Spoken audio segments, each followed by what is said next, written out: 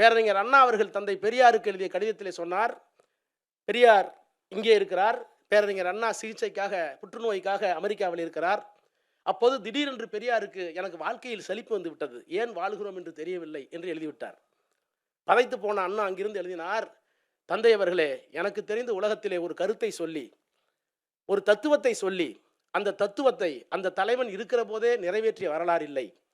Karl Marx ஒரு தத்துவத்தை சொன்னார், இயலவில்லை. வால்டேரும் ரூசோவும் பிரெஞ்சு புரட்சியை உருவாக்குவதற்கு முயன்றார்கள். வால்டேர் காலத்திலோ ரூசோ காலத்திலே வரவில்லை.